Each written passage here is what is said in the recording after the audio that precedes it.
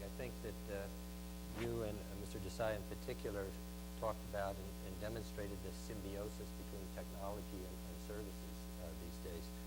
I will not try to wrap up anything because I want to give time for people to ask questions. I believe we do have someone with a mic. Is that right? So if someone would like to ask a question, they should come to the middle aisle.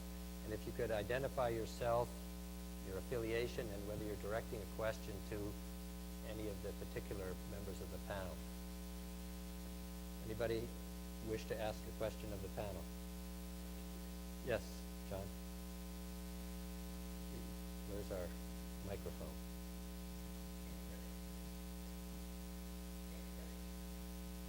John Cook, International Financial Services, London. Though this isn't a financial services question. Alongside the whole debate on the creative industries and freedom of services, there's of course this great question about cultural exceptionism and the preservation of diversity. And I wondered what the speakers might have to say about the apparent conflict, the audiovisual question that always arises in the services negotiations. Thank you. Right, Peter? Yeah.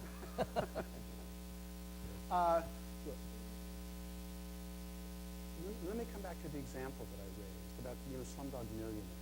There is a story which is, in many ways, speaks to a small, narrowly defined culture. There are a lot of things which are unique to that, but also there's a universal appeal to it. I understand the cultural diversity and the cultural protectionism. There's a tension between that and commerce that we're dealing with. I think that I will tell you in all honesty, our view is that the more people go to the movies, the better it is for everybody. And audiences, whether they're in the United States or in China, and particularly in India, they have unique and different tastes. So what we seek to do, speaking for the U.S. industry, is go out and look for those stories, whether they're a Slumdog Millionaire, Juno, all of these little niche stories, and bring those to audiences worldwide. The most successful Chinese movies ever produced are movies that were brought to U.S. and global audiences by American companies. So, yes, the tension exists. We're not going to make it go away. But it doesn't say that one need not dominate the other. They can coexist. Thank you. Yeah. No, I think quick answer is, yeah, cultural diversity is an issue in terms of various facets. One is, obviously, there is an issue of resistance for kind of cultural movement. But there is also an issue of working together. We in IT industry do find that cultural issues dominate over many of our delivery issues at a grassroots level. But I think there is a third dimension to it, really speaking, and I feel that cultural diversity is a synergistic. There are more variations across, and Slumdog Millionaire may be a good small example of it, that a cultural diversity, if they are put together, something new happens. So that's my short answer. Yeah, I just want to add, concerning China, I think, not to dream, I think that concerning audiovisual, I don't think that the trade barrier will sort of be levied very soon. Okay? For simple, and that's the very reason what you just said, the education of the masses go through audiovisual. Okay? And is one of the primary element of the role of the Chinese Communist Party. As a consequence, I don't think that they will relinquish this role very soon.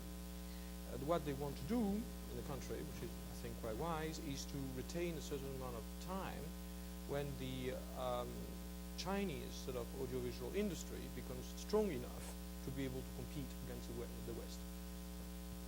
Thank you. We have time for one quick question. Does anybody else like to ask something?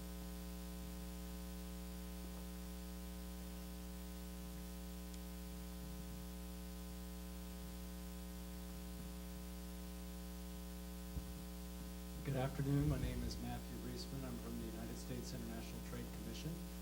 My questions are for Mr. Desai and Mr. Yusuf von Petten.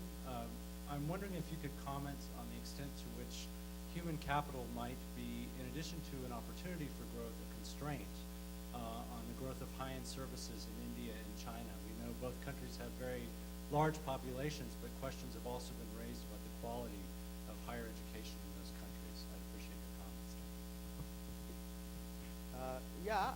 The question is important and very pertinent, and actually I do come wearing my different hat, where we have just, as a group of professionals, submitted a big report on higher education to our government, saying what we need to do differently, what we can learn from US, what we can learn from developed world, to reorganize our higher education industry, if I may, to make it happen. So my answer to it is yes, it is indeed a issue that we need to grapple with.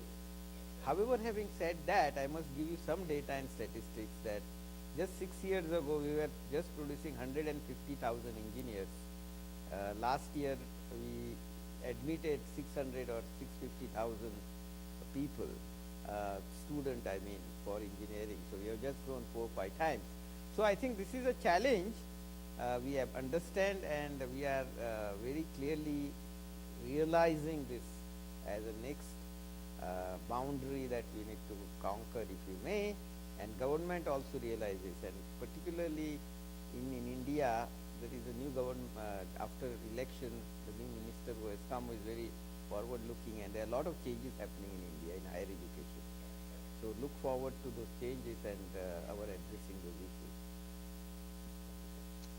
Yes, the fundamental China fundamental philosophy is not communism, but it's Confucianism, based on Confucius ideas 1,000 years ago, which teaches the Chinese to educate permanently, educate themselves. In China, I've been an academic and a professor there at the Central Party School and People's University for the last 10 years, and I can see very clearly the Chinese has put a huge amount of emphasis and money, huge amount of money in organizing cooperation with universities outside, particularly into areas where they were relatively weak 10 years ago. That's the management, MBAs everywhere in China, to make sure that the growth of the economy is sustained by people who understand how to run a company and to run it effectively in order to compete with the global economy. And I think that in terms of China, it's not relevant anymore to say that there is a lack of university students to be able to do your job. I think there are many of them around, and they are all finding jobs in your foreign companies. Thank you. Well, I would like to thank the panel. I think we've really only scratched the surface of these issues, and that's not a commentary on the panel, it's a commentary on the time we had and the complexity of the issues. But I hope at least some of the observations that were made will stimulate your further thought and research into these subjects. So thank you, and I think that people need to move promptly to the next set of activities.